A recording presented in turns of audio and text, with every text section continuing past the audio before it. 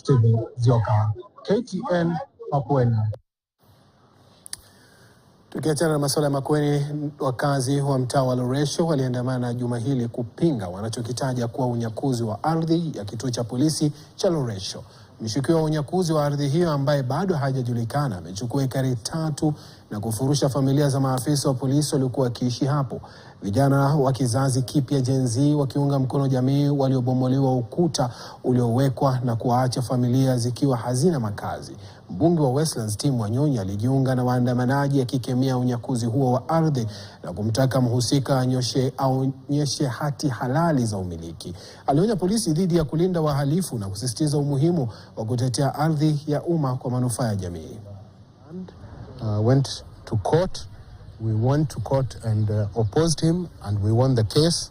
And the problem is that there is no public participation.